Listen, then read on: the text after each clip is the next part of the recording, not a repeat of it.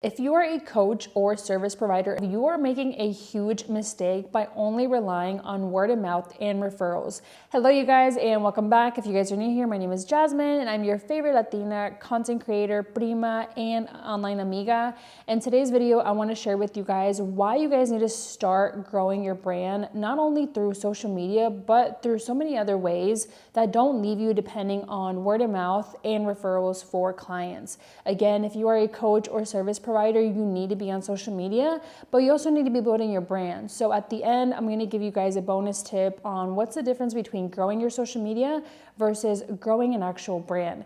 Again, if you guys want that bonus tip, don't forget to stay all the way until the end of the video. Don't forget to like, share, and subscribe, and let's get on with today's video. Are you a service-based entrepreneur that provides some kind of service, but you don't know how to create content in order to convert someone from following you into a paying client? I'm going to tell you exactly what to post in order to start generating more leads, attract high-paying clients, and get more DMs than you can possibly answer. I will help you how to find your niche, how to find your target audience, and craft offers that will attract top buyers every time you go to make a post. Text me content to 513-516-7332 to learn more on how you can get mentored by me for only $99 a month. So in this video, I wanted to talk to you guys about why you should not only be depending on word of mouth and referrals. This was one of the biggest mistakes that I did early on in my business because I was so busy in the hamster wheel of just trying to fulfill my clients that the day that became a slow month or a slow week, it was really challenging for us and my company to get new clients because we didn't have leads or we didn't have a system built in order to get new clients. Again, one of the mistakes that I did was not having a social media. So what does that mean? I want to break it down into 3 simple steps where you guys can grow your social media.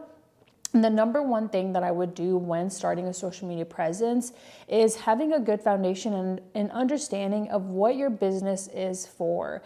Again, when I started my social media, I simply started my social media because I knew I had to grow my brand name. I knew I had to grow my name, but I didn't even know what my expertise was, what my niche was, or what were the services that I was offering. So one of the first things that I would recommend you guys is to sit down and map out what is your business about? Is it a construction business where you only offer X, Y, and Z services? Is it a videography business where you only offer A, B, and C services? Is it a social media company? You get very, very clear on what is the service that you're offering. And again, I say that because take it from me, take it from firsthand experience where I started my business on social media. I said I was offering translations, but in the background of my business, I was doing websites, I was doing social media, I was doing translations, and my audience was getting confused. So if I could go back, I would be very, very clear on what is your title, what is the actual service that your business is going to be offering, what is your main core service. Again, for us, we have restructured now into a social media marketing agency. So ask yourself, for you, if you are a freelancer or even if you're a solopreneur and maybe you don't have the big team, what is the expertise that you are really, really good at? What is the one thing that if somebody told you you had to do with your eyes closed that you could easily do, or that you simply love to do and have a passion for and you know you can get better at, and it's something that you can offer through your business. Second thing that I would go back and do is really define who is my business for, or who am I selling my services to. So this was a big thing that I struggled with because again, in the beginning, I was offering websites, I was offering translation services, I was offering everything under the sun that I knew that when somebody asked me, oh, can you do this? I would just say yes.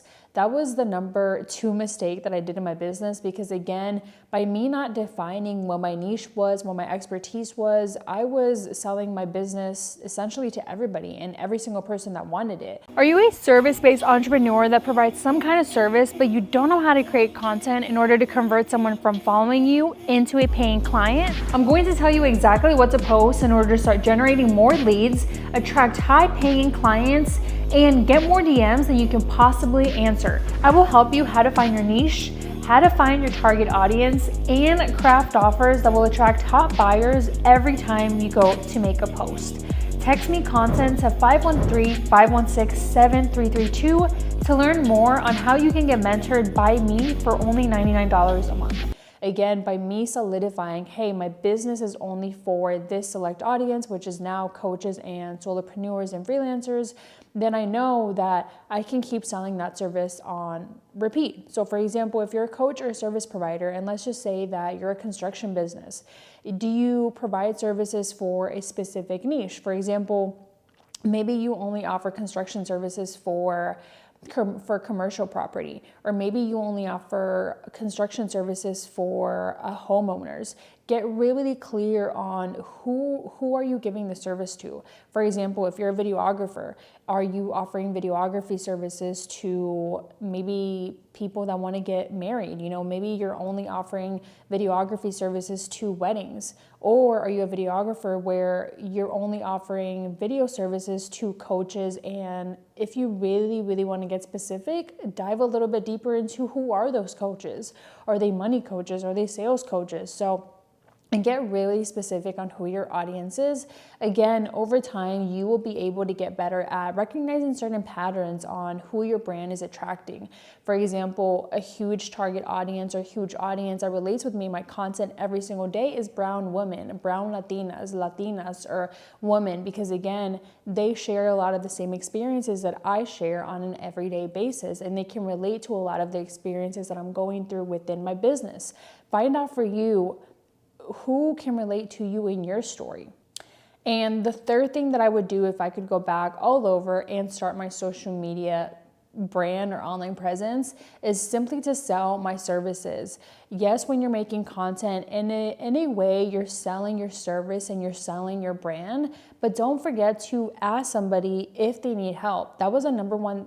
That was a huge thing that I did within my business, where I knew what I was offering, but I didn't know how to ask the right questions. So for example, if you're at a networking event and you're getting to know them, ask them questions about the service that you're offering. For example, one of the things that I could go back and I wish I could do differently at networking events is that when I was at networking events, I would try to connect with people, I would get their information, and in my head, I would say, later on, they're gonna follow me and we're gonna connect digitally. Well, when you do that, a bunch of time has already passed, and the relationship, they probably already forgot about you. The relationship has kind of even turned cold because they probably have been to so many networking events that they don't even remember you. So one of the things that I would do as a social media strategist or manager is now at those networking events, start asking them more about their team. What kind of team do they have? Are they a solopreneur? Are they a freelancer? Are they struggling with getting clients? If they are struggling with getting clients, what does that mean for them? Have they been showing up on social media? Ask them questions so that way you can understand to see, is it a person that you can help with your business? Don't be afraid to ask for the money. That was a huge thing that even now so many of my clients struggle with, because it goes back to, what is your relationship with money? Are you a service-based entrepreneur that provides some kind of service, but you don't know how to create content in order to convert someone from following you into a paying client? I'm going to tell you exactly what to post in order to start generating more leads, attract high-paying clients, and get more DMs than you can possibly answer. I will help you how to find your niche, how to find your target audience, and craft offers that will attract top buyers every time you go to make a post. Text me content to 513-516-7332 to learn more on how you can get mentored by me for only $99 a month. Are you scared to ask for money because maybe you saw money as something as scarcity when you were growing up, or do you see it as a tool now? So it's very dependent on the relationship that you have with money. Another example for this is if you're going to networking events and you own a construction business, or you own, let's just say that you own a construction business, get to know them and ask them, if they own a restaurant, when was the last time that they needed something repaired? Or, maybe they're coming up with a second location, do they need your help in some kind of way? Get to know them. It really starts with the kind of questions that you're asking at these networking events. And a bonus tip, because I know I wanted to give you guys a bonus tip on what's the difference between growing your social media and your brand. It's simply how you're speaking about your services and your brand online. For example, you guys know that I started as a solopreneur as a social media manager. That means that I was managing other people's accounts. I was pretty much just posting their content for them creating it for them when they needed the help. And I was offering my service in a way where I was talking about myself as a service at the beginning, and I slowly transitioned it into a brand. Now, what does that mean? I started offering more things as a company. So for example, you guys know that through my brand, I not only started offering my main service, which was social media management, but I started offering consulting sessions where I would sit down with business owners and I would go through their plan with them. You know, what do they envision for the next 3 years? What do they envision for the next 5 years? The difference between a social media account and a brand is that a brand is going to go long term. So a solopreneur or a business owner, they might only sell one service only, and they might use their social media to grow that one business or that one service, and that's it. A brand is going to grow the name, the authority behind it. It's going to grow the long-term presence. For example, I have built my trust so much on my social media that if tomorrow I wanted to offer some kind of hoodie with a social media quote, it would sell out because, again, my brand has already created a name for itself. It's not just a service, it's not just something that I'm offering, but it's the whole idea behind it. For example, I actually have a client that we worked with really, really closely this week where they were a construction company. That construction company can use social media to grow their business, but we have to get to know the story behind their brand. The story behind their brand is that they want to focus on construction services as a female-owned company, as a woman-owned company.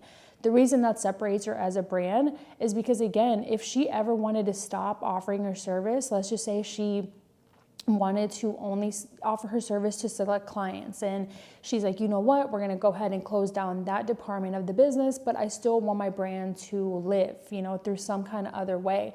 She could sell merchandise. She could sell maybe like a digital book on how can other people do the same thing that she did through her construction business. So that's the difference, is that she created a name. She created an umbrella brand, which means that you can create so many things under that brand name that you built. I've talked about how Instagram is the new Google nowadays.